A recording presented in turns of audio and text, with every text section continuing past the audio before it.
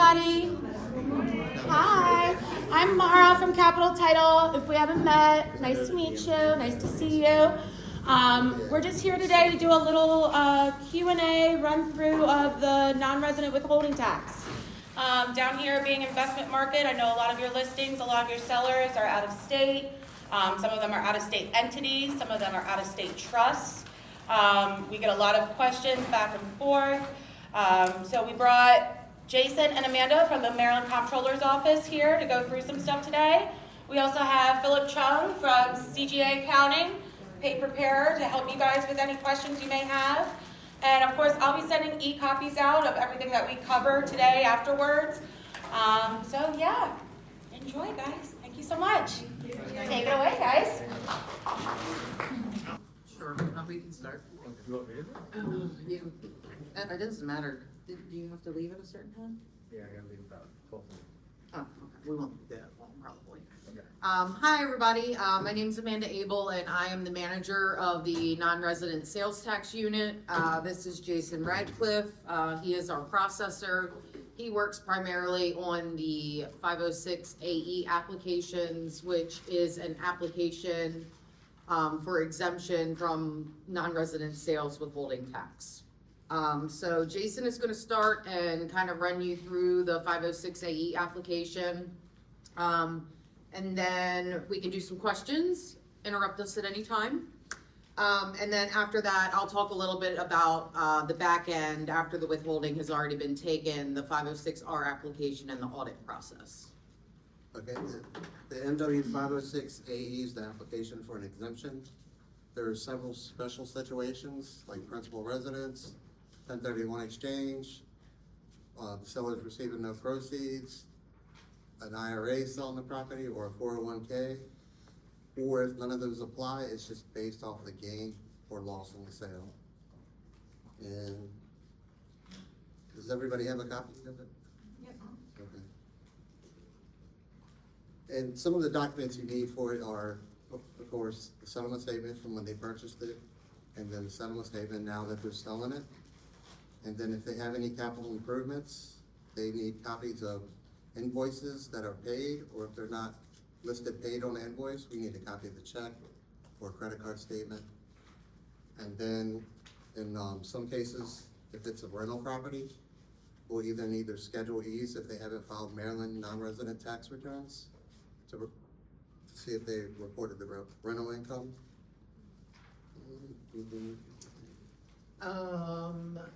Yeah, the due date for the 506 AEs is 21 days prior to settlement date.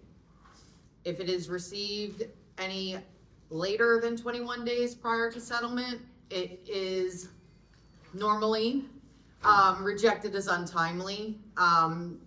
Jason does try to take into account special situations if we have the time.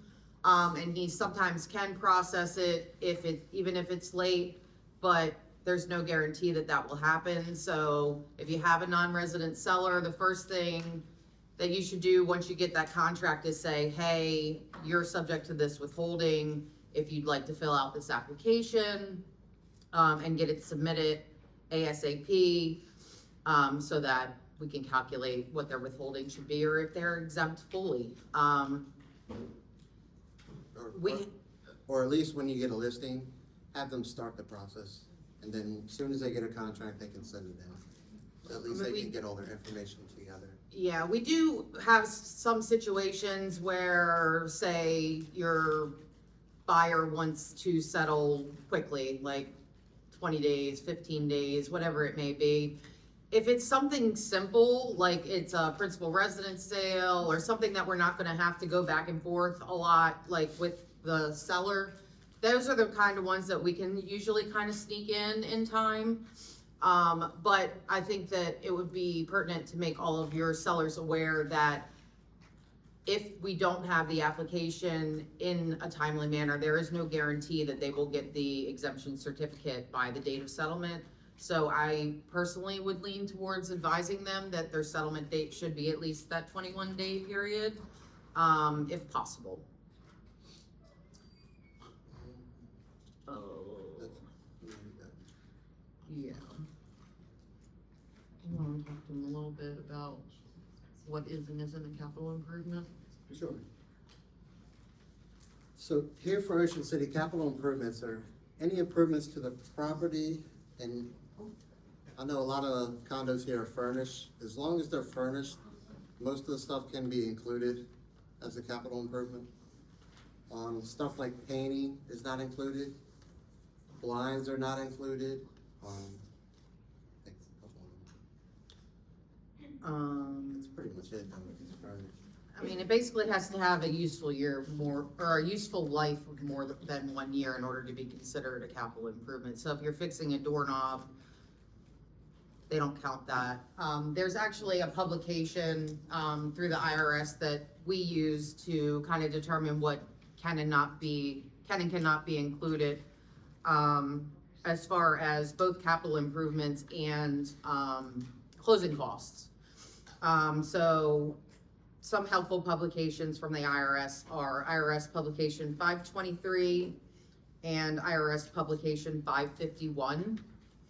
And that will kind of take you through, I know we have a lot of issues with closing costs also, like things that are held in escrow for future payment, they're not allowed to be calculated as a closing cost.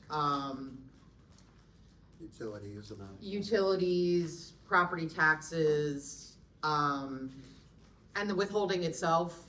Yeah. Those are not considered closing costs, when calculating the capital gain. Yes. So I'm Phillip Cheung, by the way. I'm here locally as a CPA. I help prepare these applications for you folks that refer them over. And one of my selling points is that my invoice goes on the closing. Is that permitted? It is, because it's, So I think that, legal fees are includable, and that's what I believe that your expertise would fall under. Right. So my point is that I put my invoice at closing. I get paid when you guys get paid, and I'm also helping saving tax because yes, it is a cost to sell, but it's also one of the deductible items, both federal and state, and this is just the state portion. So it's new. It's been here since 2003, and when you guys send clients my way, I always talk to them. They have 3 opportunities to right-size this adjustment because a lot of it by the default calculation is substituting historical cost basis. So you have 3 opportunities to right-size this, and one being the 21 days. I always like to use the days because those stick out in our minds. You got the 21 days before, you got the 60 days after, and then you have, at the end of the year, you have to file a tax return. You have to file a 505. If you don't, you may just forfeit the withholdings. And Worcester County's piggyback tax combined is 7.5%. The withholdings tax is about 8%. So you have a little bit of incentive to actually file the 505. Processing at year end, should you do this, processing at year end should be a little more simplified, right? Yes, because we'll already have a majority of the documentation that we would need if you've done one of the 2 prior to your year-end filing. Right. and so if they don't file the MW 506 AE, they withhold 8% of net proceeds. So if they don't have a mortgage or anything, it'd be quite high. Do we have any questions on the AE application? What's this, more question, kind of situation is the house that was, listing the house was, had a fire, and was totally rebuilt, so it's new drywall, would paint be included in that situation?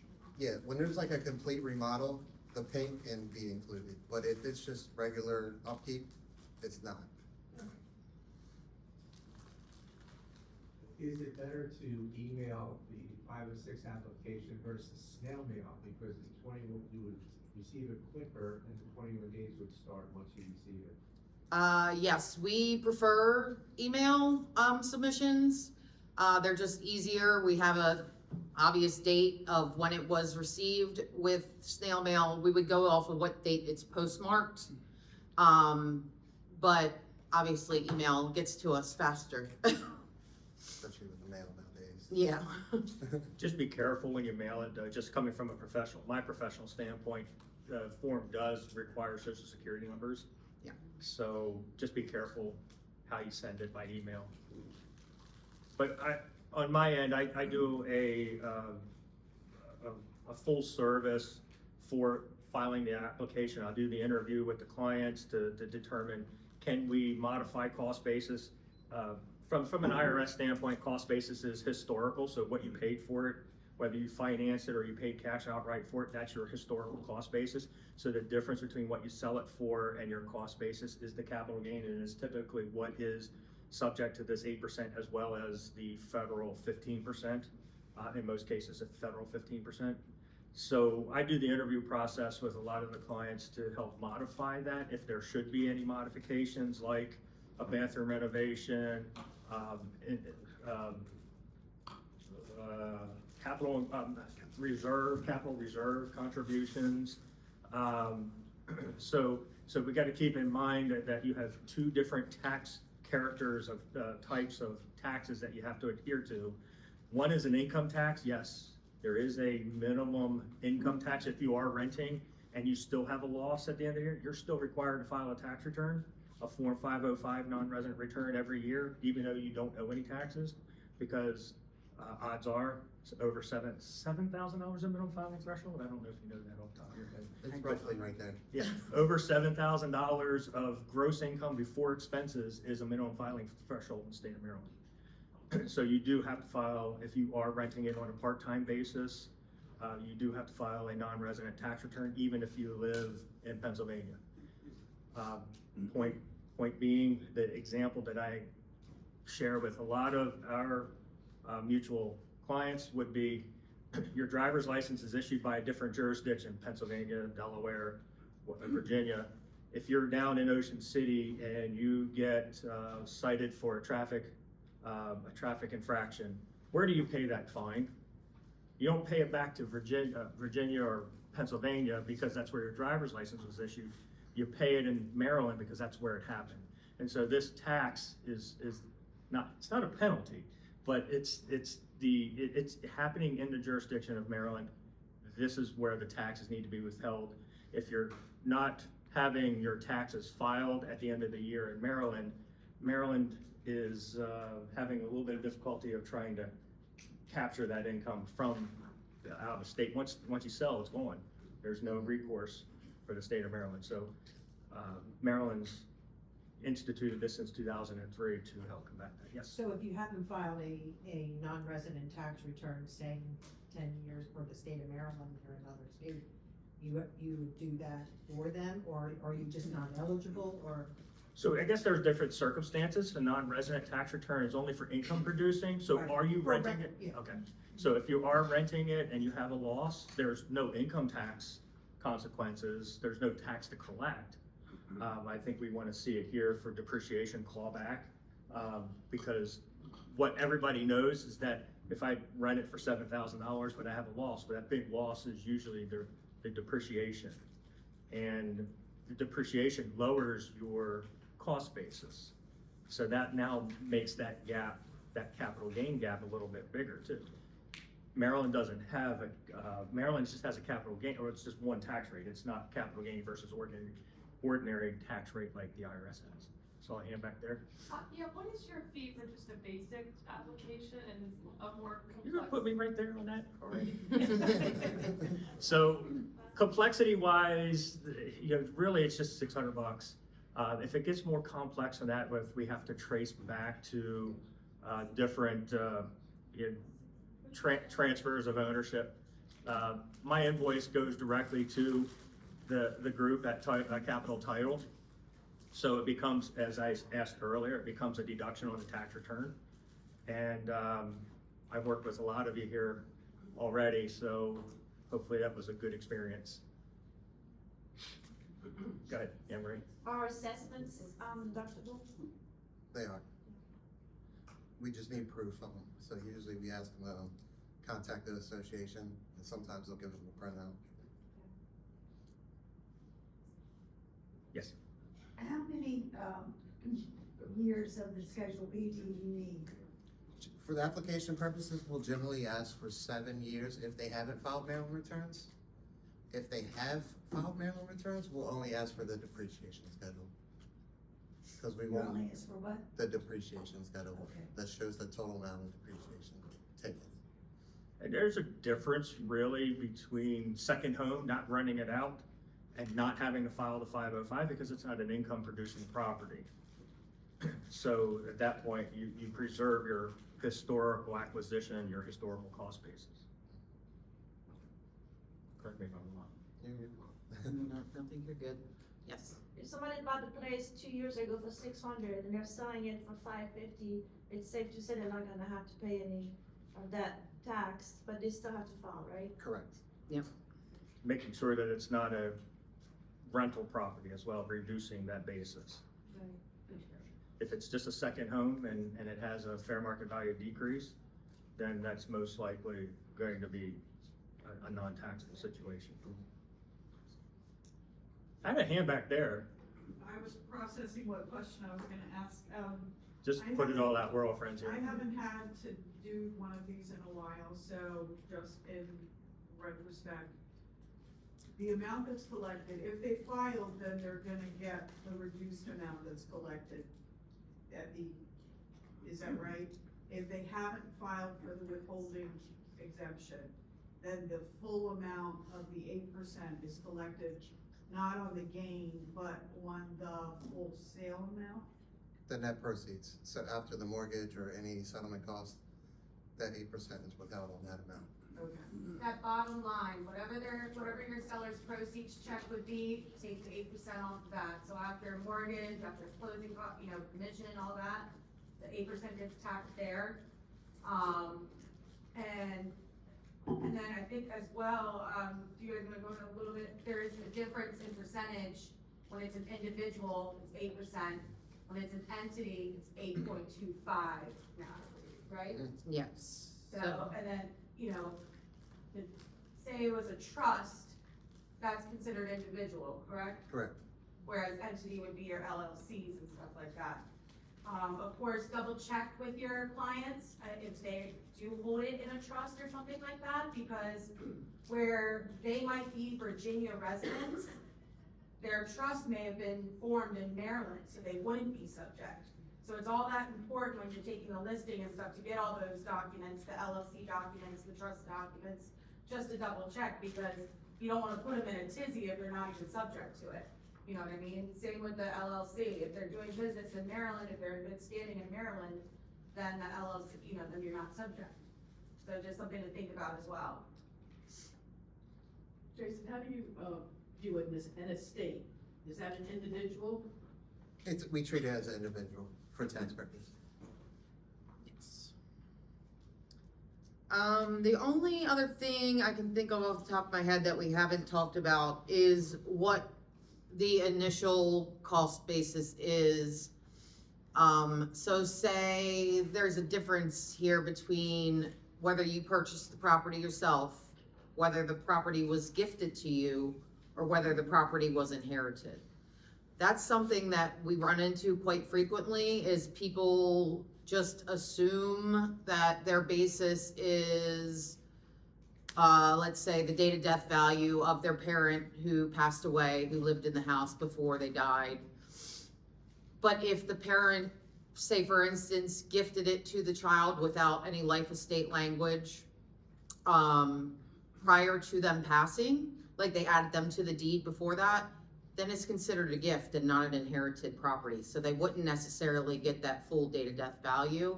So we have to pay really close attention to the deeds and when they were added to the deed, and how they actually came to acquire the property that they are now selling. Anything else about that you can think of?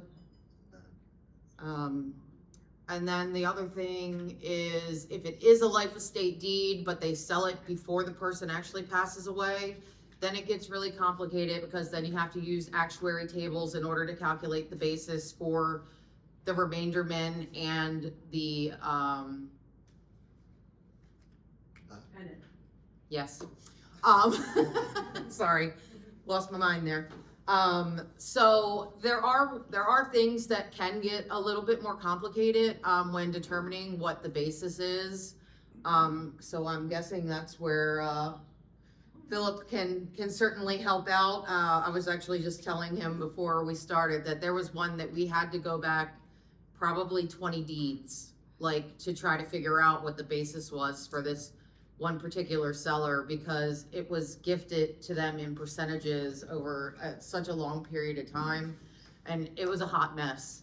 But we figured it out after several months of working on it.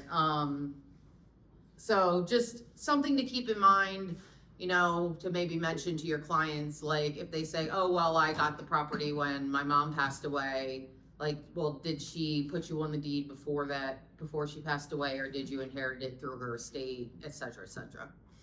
So which is the best way to go, gifted or let it be inherited? It's That- from a That's financial- more of a legal estate planning question. I can't really answer that.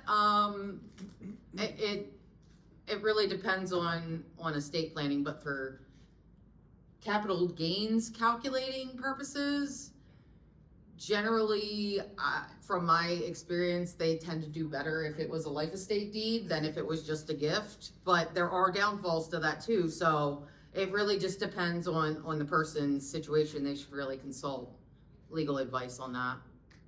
Can you write off the inheritance tax that they have to pay for the withholding? The inheritance tax, Like the transfer of ownership when it is an inheritance? Inheritance taxes, no, Yeah, I'm not, but transfer taxes, most likely, because that's acquiring the basis. Securing perfect title. Gotcha. But one other thing, I recently had clients that owned a place, they had it deeded in Maryland for 7 years. They moved, they got relocated, and they didn't list their place for 3 months. What is the cutoff date, because they moved to like Ohio, for when you are allowed to still claim Maryland residency and you're not required to pay the Okay. non-resident? one of the special situations on the AE application is the principal residence. To qualify for that, you must live in a property 2 of the last 5 years. And it could be spread apart the last 5 years, it doesn't have to be consecutive. If it was investment? Not an investment, if it was a principal residence, if they live there. So they could claim that exclusion on the application and or a tax return. and the way that we usually check for that is by seeing if they filed Maryland resident tax returns for the prior 5 years. So any period within that 5 years, if they claim they were a resident of Maryland, that adds up to 24 months, then they could qualify. But that's how we check, is we're looking to see if they filed the Maryland resident returns. Amanda, so if the property was a second home, Mhm. and they lived in Maryland 2 out of 5, then they're okay to mark that box on the WHAR. You see what I'm asking here? Yeah. So it wouldn't be their principal residence, so, That's correct, it was a second home. yeah, so they wouldn't be able to check that box. So they're subject to the tax then, Yeah, if they're even if currently, they were 2 out of the 5 years a Maryland resident. but it's not the property they're selling. Not that property. Yeah. Oh, you're saying if they have 2 properties within the state of Maryland? Exactly. Yeah, no. It would have to be whichever one they listed as their principal residence on their tax returns. So if they sold it a month after they moved, they wouldn't have to pay that non-resident, right? Isn't there a cutoff day, like 90 days or? It depends what time of year, I guess, because then they still will file Maryland taxes for the following year, So right?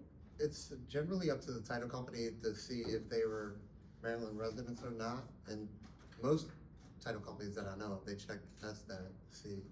I don't know how they do it down here. Yeah. The thing that triggers me is if I'm generating the file, pulling the contract, I'm looking at the SDAT and I'm looking at the vesting deed, the prior deeds. That's with the SDAT, it'll have, the property address but it'll also have your client's mailing address. So that's where I get my red flag number one. If I see they're Delaware or Pennsylvania, Virginia, wherever, if I see their mailing address on SDAT is out of state, that triggers me to reach out to you, the listing agent or the client, directly and say, hey, I see you're out of state resident, are you aware of this withholding tax? If not, here's the applications, here's the contacts, we'll put together the preliminary settlement statement for you, to include with the application. Of course, if you have a mortgage on if they do have a mortgage on the property, an approximate payoff amount, anything to tack on there that could help, all the better. But the SDAT is where I'm getting my, red flag, if you don't have the non-resident addendum in your contract. So that's where I'm seeing it.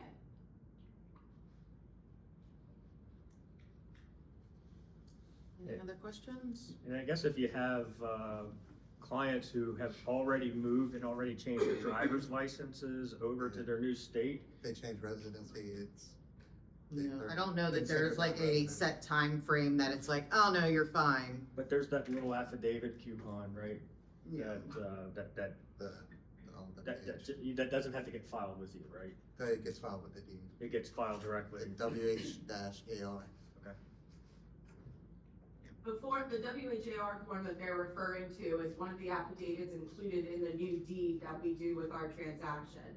The WHAR form included in that deed is the seller acknowledging, I am or am not a resident of Maryland or an entity of Maryland. And that's how, the county clerk's office would know whether there was withholding collected, that sort of thing. So if your client, your client has to have a comfortability in stating that and signing off on that. And that's used only if it's a principal residence, but they've already changed. That's the only situation that would be used. It's used when they are a resident, it's used when the company is a resident, and then the third box is if you're a principal residence out of the 2 of the last 5 years, and it still states that on SDAT.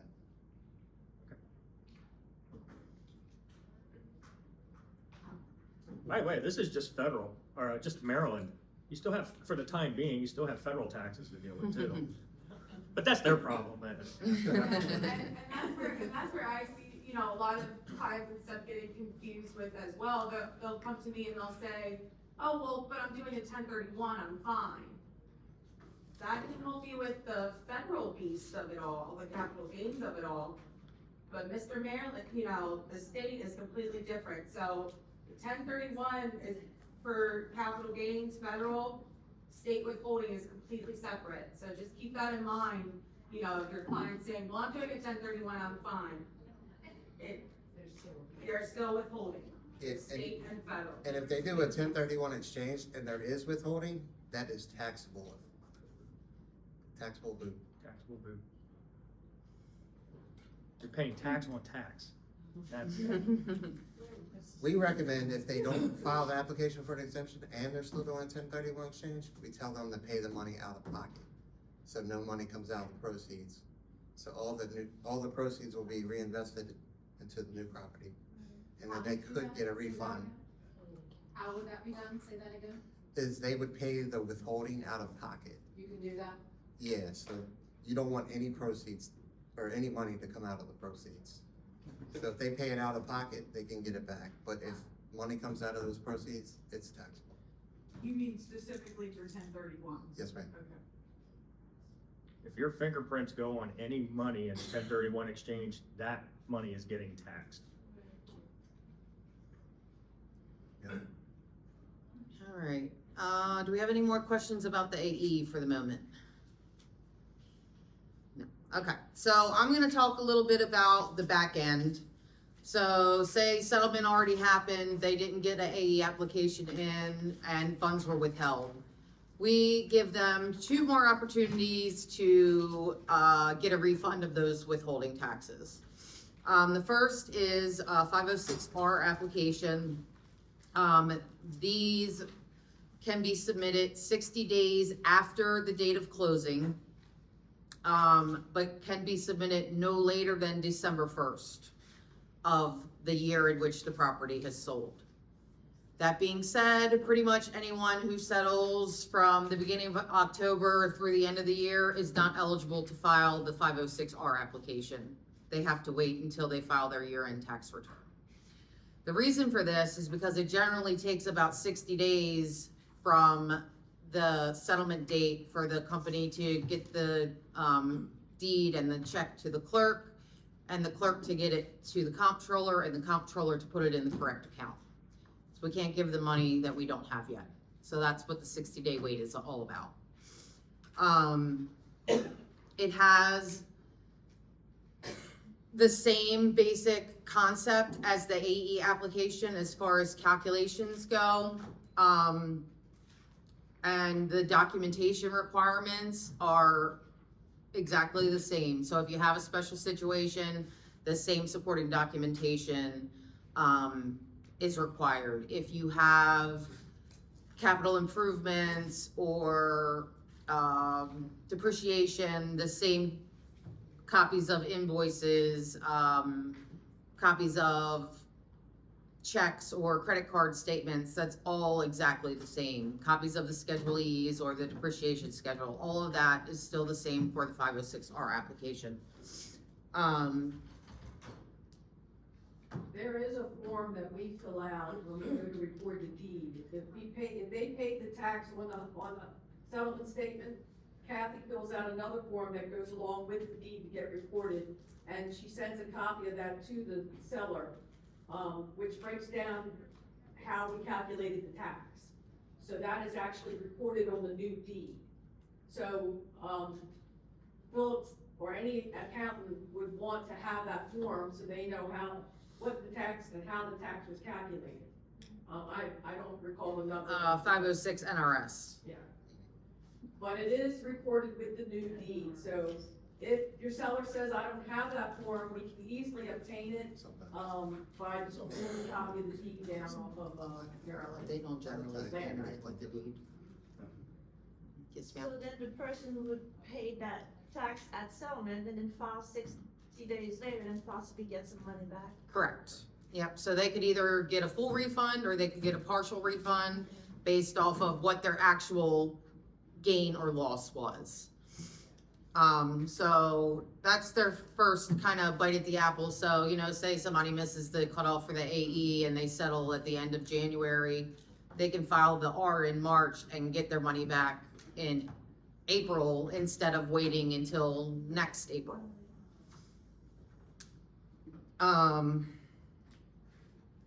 So then if they don't do either of those things, they don't do the AE, they don't do the R, and even regardless of whether they file an AE or an R application, every single non-resident that sells a property in Maryland is required to file a year-end Maryland tax return.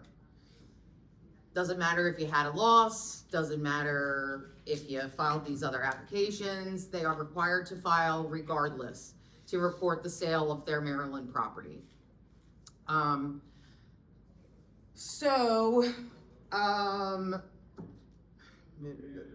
Sorry, I'm reading my notes really quickly. When they do file their year-end return, we always ask them to also include a copy of their federal return with all schedules, a copy of the settlement statement or statements, a copy of the 506 NRS. And what this does is it prevents us from having to go back and ask for these later and delaying the processing of the return. Basically what our auditor is going to do is she's going to check the 505 or 504, depending on whether it's a fiduciary or a individual or whatever the business one is. What form is that? I can't remember. 510, yeah. She's basically going to check that first, see if the gain or loss was reported correctly to Maryland, and then verify using the federal return and schedules whether it was correctly reported on the to the IRS. Because there are several different forms that it can be reported on depending on the situation. So she's just trying to match up and make sure everything is reported correctly. And at that point, Once it gets to us and gets reviewed by us, then they would then get any refunds due to them. If they request a refund and our review is completed and they're denied for whatever reason, or the refund is reduced for whatever reason based on our audit, then they have the opportunity to appeal that decision. And that's another process that is in another department. So I think that's pretty much it. Yep. Any more questions? Is everybody? Yeah. On that same property I was talking about, where the house was moved, the labor is gonna be really tricky to figure out, because let's say a paycheck was written out to a person that worked on 3 jobs that week, whatever. What would you say if they asked me, how do we do this? So are you self-managing the contract as the client? Or is it to have a general contractor handling the construction entirely? The owner of the property actually is flipping it. Okay. And they own a large company that does renovations and that kind of thing. Okay. Got it. Okay, so it's like a recreated basis, so whatever, in my opinion, and correct me if I'm wrong, I'll be happy to you have some feedback too, but in my opinion, you're reconstructing the asset, so any of the cost from a contractual standpoint is the cost basis. That's your substitute basis. You took the original place for, $2, it burned down, and you're rebuilding it for $20. That's your cost basis. So whether you're paying the plumbers or the I guess the handyman that's working here doing some rough framing and then doing some landscaping, landscaping is kind of hardscaping, so it's, but, if you're paying for multi-services, that would still just be substitute or the recreated cost basis. So did I hear your question right, though? Did I answer it the right way?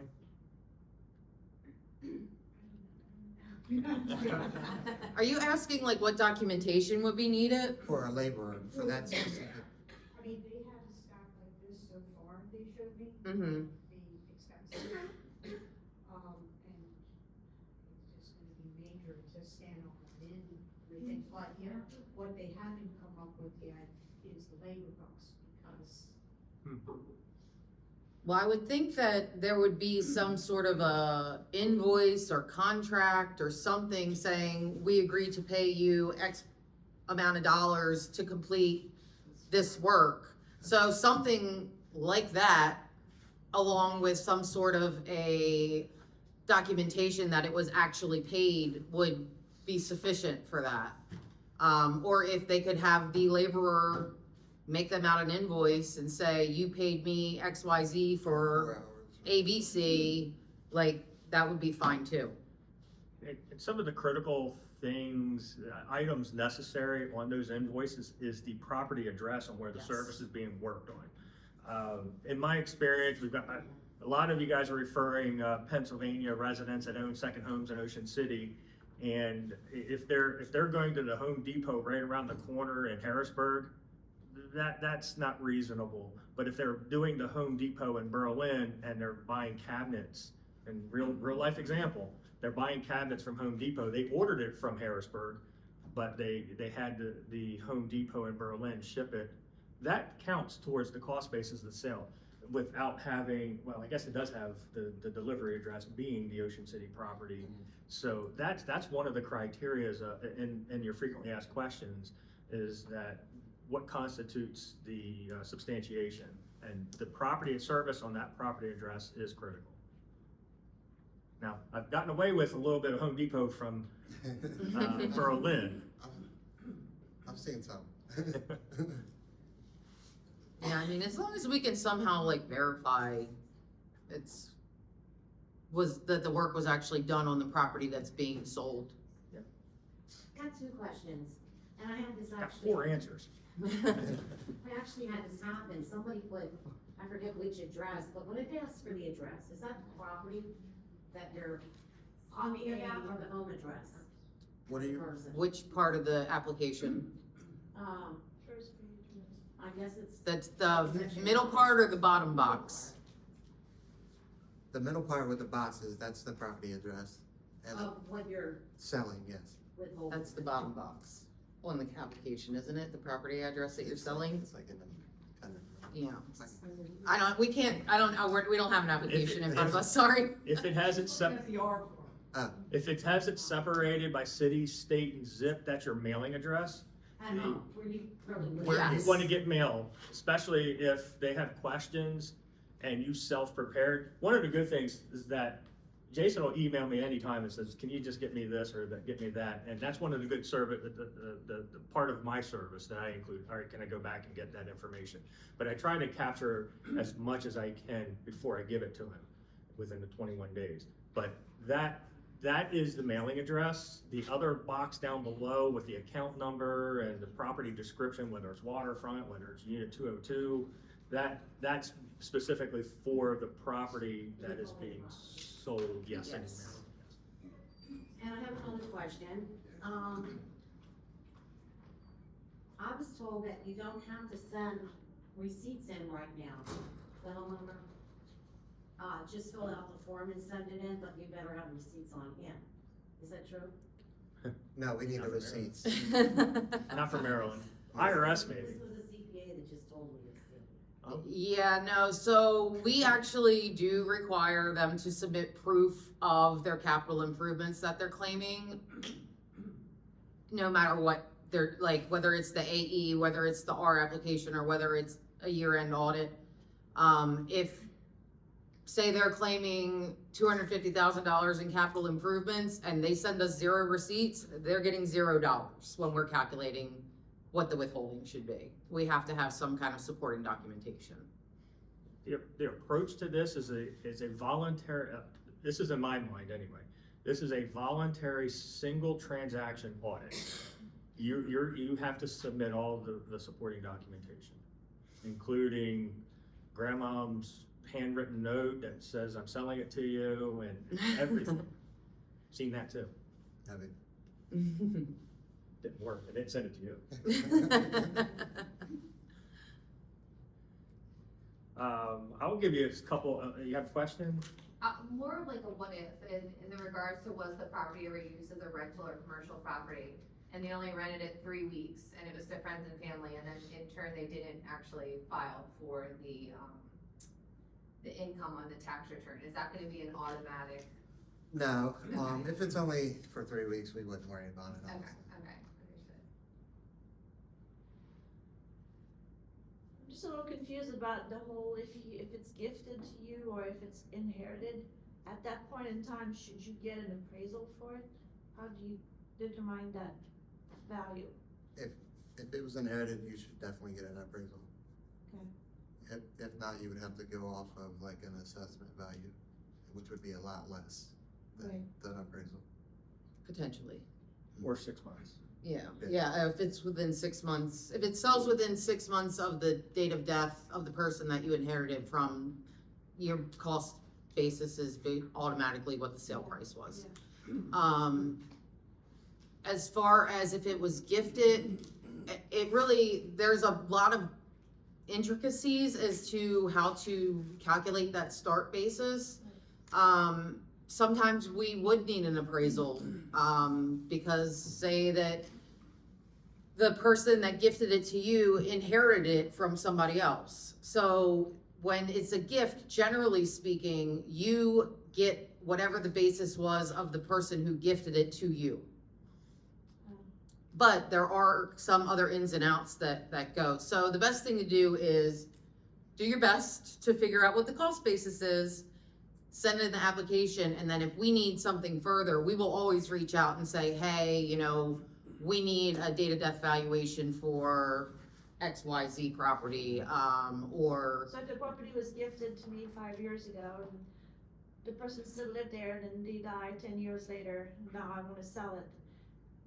The cost basis from when that year that it was gifted to me, right? No, your cost basis would be whatever the person's basis was that gifted it to you when they acquired the property. On this So one if had- grandpa bought it for $10,000 Yeah, and then gifts it to you, and then grandpa dies, your cost basis could be $5,000 or $10,000, I'm sorry. unless I get an appraised that year that it's gifted, No, even though, okay. yeah, it depends. There's some ins and outs, but it does depend. But it could be, I've seen situations where basically people have a zero basis because it was gifted to them, and the person who gifted it to them, it was gifted to them, and it was gifted to them because it's passed down through the family.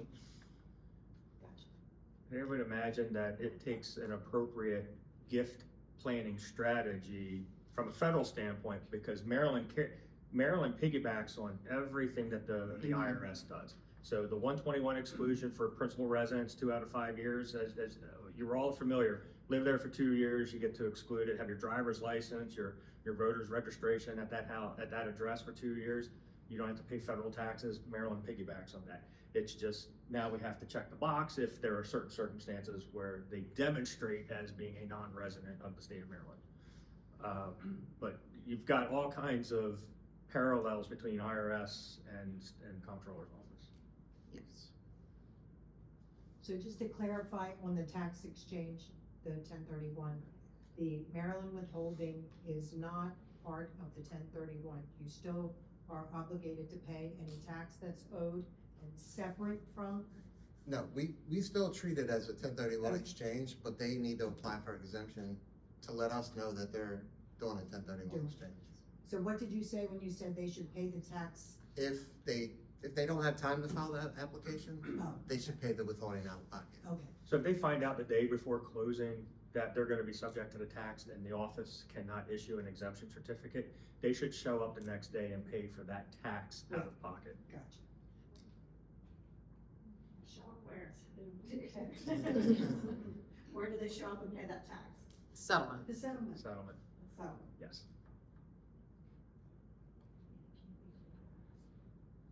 Put it on the settlement statement, look like that check. And keep a copy of the check. Yeah, keep a copy of the check for the wire or whatever, so we know that it didn't come from proceeds. But this is all Maryland. This is Maryland. Now, federal law is different. Like I said, it could change tomorrow. We, you know, if you read the news and following the news, there's a lot of moving and shaking happening at the federal level. So federal tax laws expire at the end of this year, by the way, and everything reverts back to Obama's administration for taxes if nothing changes between now and the end of the year. Maryland's constant. Nothing's changing. No, it's good to know that we're living in Maryland and we don't have all that topsy-turvy changes that's going to happen at the federal level. So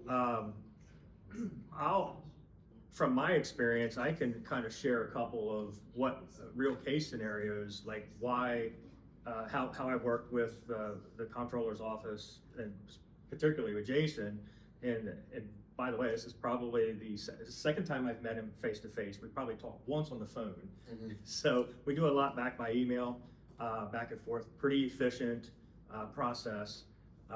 So this year, you haven't seen it yet, but this year, a homeowner who is a resident of South Carolina sold their property January 3rd for cash. So there was no 21-day window that we could do. And so the advice to them was, you have to pay the 8% tax. There is no way around it. But what we can do, you can either sit there on January 3rd, wait 2 Aprils from now, file the Maryland 505 and then get your money back, or wait 60 days. March the 7th is the date, with the beginning date. We don't have to do it right on March the 7th, but March the 7th, we could file one of those forms that's in your packet, 506R. Mhm. The 506R application, we'll include that in our spiel when we send it to you guys afterwards as well, if you don't have a copy in front of you. So we'll prepare that again with all the receipts, and the reason that her exemption, her withholding tax was so high, she had no mortgage. So she got a cash offer, no mortgage. That's probably the most drastic situation, right, for withholding. Yeah. So she was patient, and I had to kind of say, you don't lose this money, by the way. The 8% is not like, I gotta get it done in 21 days or I'm gonna lose this money forever. It's not that. Like we said, like we've been emphasizing, is that you have 3 options. The first 2 are optional. The third is absolutely necessary in filing the tax return. The first of the 2 is the 21 days. The second is the 60 days after, the 506R. And then the third is filing the tax return. And so that's one of the circumstances that I have run into. One of the most recent circumstances that I have to email today is former resident of Maryland sold his condo, but he did a like-kind exchange for another condo in Ocean City. So that was in 2021. That was one of those exceptions on the back of the 506 AE where we checked the box, 1031 exchange, went through with a breeze, and now he decides we're gonna sell this property, and we're going to buy, I don't know if we're gonna buy another property or not. So it's now a taxable exchange.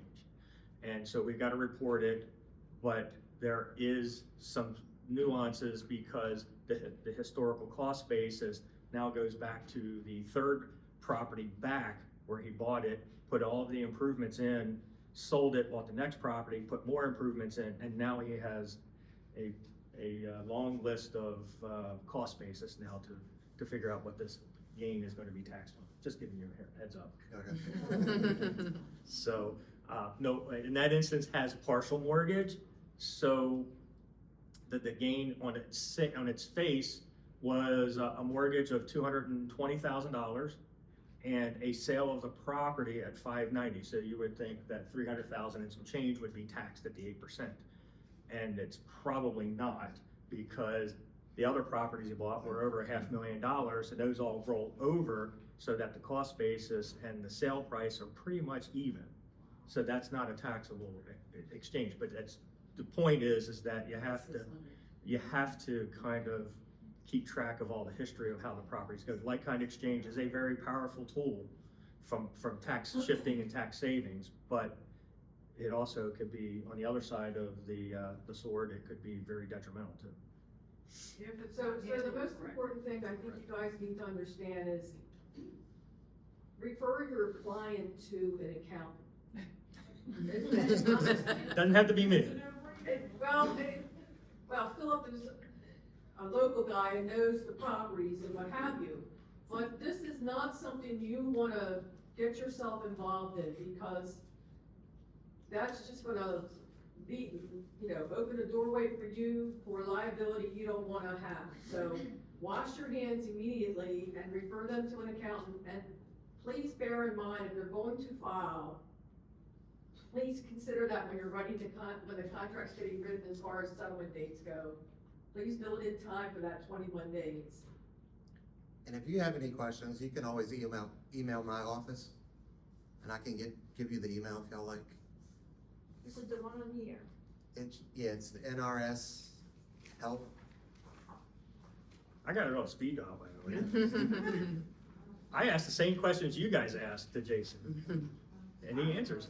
I would just like to say that over the number of years that I've been doing real estate, you have been always incredibly responsive. So I appreciate it. Thank you. Yeah. Thank you.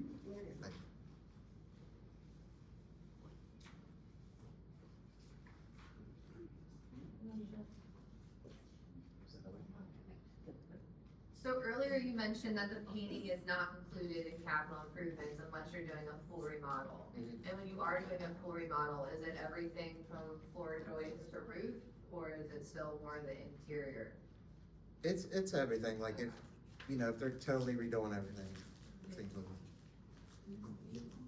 So some of the difference between the painting is if you're a rental property and you want to refresh the place every 5 years, then repainting becomes a repair deduction, not a capital improvement, and it becomes a deduction against rent income that you collect, and so that's the reasoning why it's not allowed at this point, because that's a capital. And we can get into how the capital improvements versus a repair works. I have classes on them that are all day long. I'm sure you'd like to hear that. But, you know, realistically, there's a roof, all right? If you're repairing a roof, that's just to get it back to protect the property so that it can continue to operate. But if you replace the roof, that is actually going to potentially raise the value, and that's right in your wheelhouse. So if you put a new roof on, that might not raise the value of the property by that much, but it does raise the appeal for the sale. So repairs and capital improvements are kind of that same way with the painting, is that if we're putting it back into service, if we have to have painted walls, that's a capital improvement, that's allowed as a deduction.